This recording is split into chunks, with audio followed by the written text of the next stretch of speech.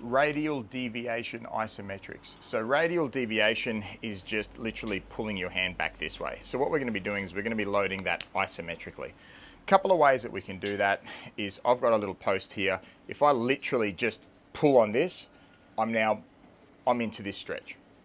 Done. You can also do it laying down, which is probably a good way of doing it, because if you're doing it laying down, you can then sort of progressively overload as well. So all you do to do this is I'm going to have my arm at about this angle here, as you'll see, and then I hold this, and then whatever you're holding, this could be like a broomstick, it could be anything with a bit of weight. I happen to have what's called a wrist axe here, so I can put weight on it, but literally anything that you can hold.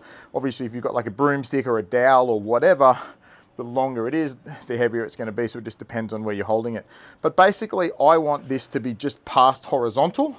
If I do that, I'm kind of not really putting pressure where I want it, so I'm going to hold this here. Notice I've got a bit of a stretch. I can't really go any further, and I'm literally just holding this here for the duration of time. So imagine that's there, and I'm now so I'm going to let that get to the end of my sort of passive range, and then I'm going to contract this tissue here just to hold it like that. And then we're done. So this is how you're going to isometrically load this tissue.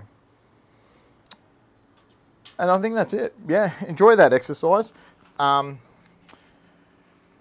don't actually have them here to show you actually, but there is an option that you can do that I like to do with kettlebells.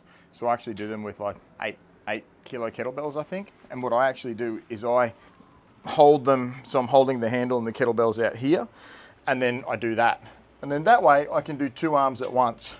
You get a little bit of a workout here as well, which is kind of cool, but not the point. I just like to be able to do that. It just saves on a bit of time. Anyway,